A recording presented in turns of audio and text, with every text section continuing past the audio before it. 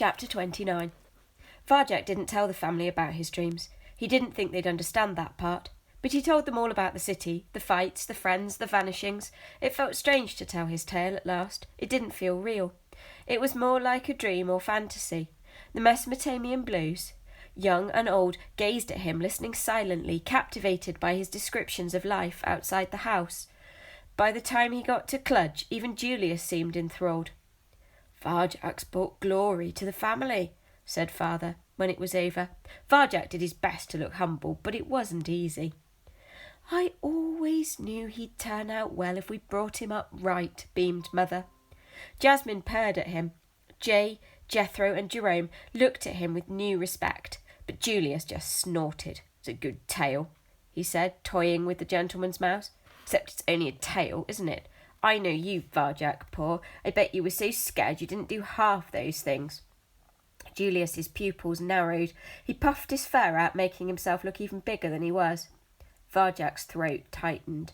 A fight was the last thing he wanted at this moment of triumph. He looked into the fireplace. It was cold.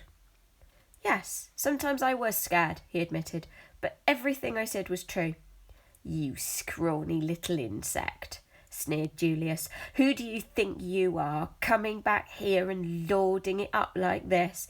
You think we care about your stupid tales?" "Julius," cooed Jasmine in her milky voice, "I do believe you're jealous." Julius ignored her. "He's not even a proper Mesopotamian Blue," he hissed. "Never has been, never will be." He flicked the toy mouse aside and stared at Varjak with green eyes full of contempt. "That's not true, Julius," said father. "Of course Varjak's a Mesopotamian Blue. Only a Blue could do those things." "He's not one of us," growled Julius. "Eyes the colour of danger. Isn't that right, insect?" Something rose in Varjak's heart. His mind was catching fire. All those times Julius had made fun of him, made him miserable, made him feel small and weak. "Don't call me that," he said. "Insect," spat Julius. "I don't like it. I never liked it." "It's what you are. Now come on, I'll squash you flat." Something snapped in Varjak. "All right," he heard himself yell. "Don't, Varjak," said Jasmine. "He'll kill you," Julius hissed at her. She shrank back and was silent like the rest. Varjak's face was burning, but he had no choice now. He had to go through with it. Varjak and Julius started to circle each other, stalking around the Contessa's empty armchair. The family made a ring around them. Everyone was watching, silent with bated breath. Varjak breathed in, 2, 3, 4, and dropped smoothly into slow time. Julius glared at him with scornful green eyes and bared his teeth. Varjak glared right back, bared his own teeth. Julius looked surprised.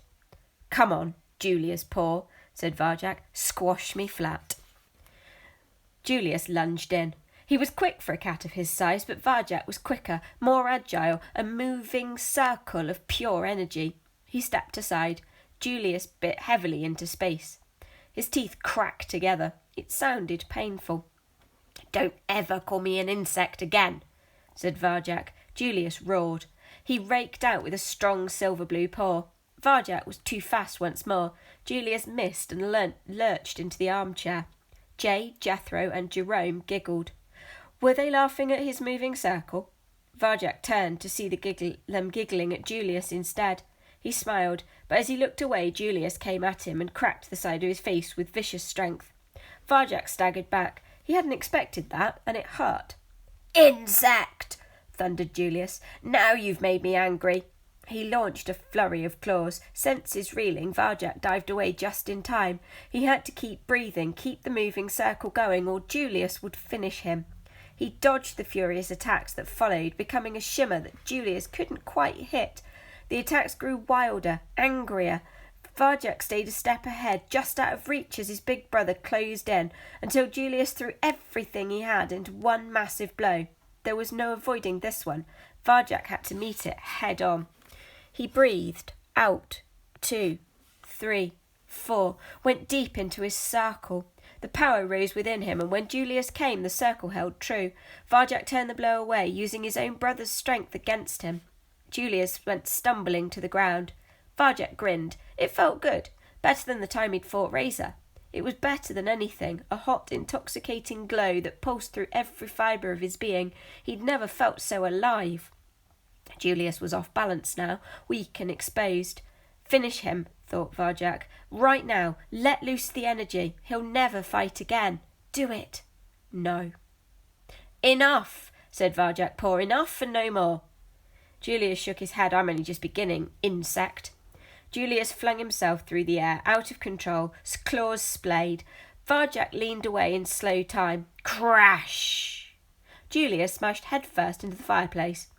Looked at Varjak with his small green eyes clouded with black ash, tried to stand up, but couldn't. It was over. Varjak-Paw! cried Jasmine. Varjak-Paw! The family hailed his conquest.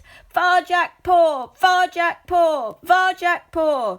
He closed his eyes. The victory tasted sweet, like cinnamon. He'd done it at last. He was a Mesopotamian blue. Varjak-Paw? Is that you?